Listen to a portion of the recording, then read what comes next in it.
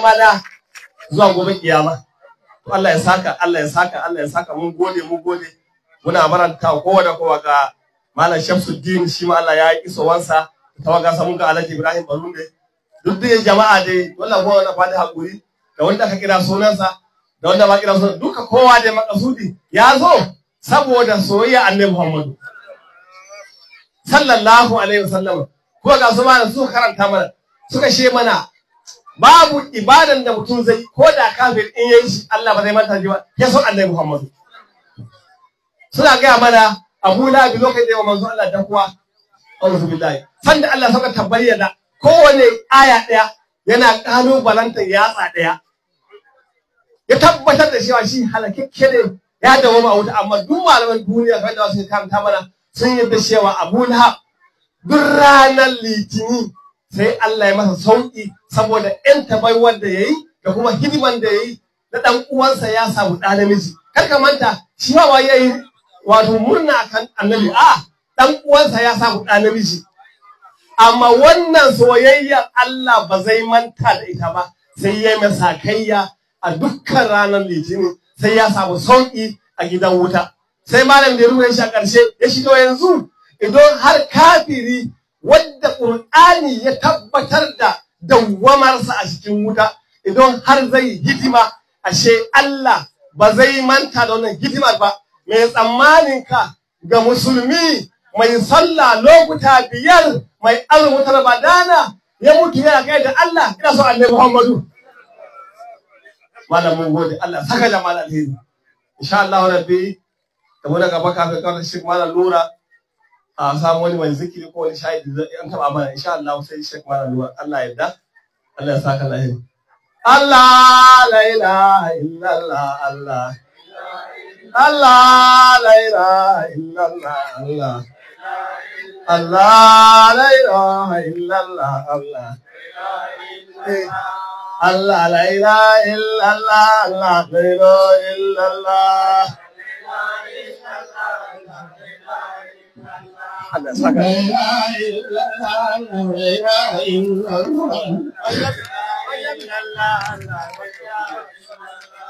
la ilaha illallah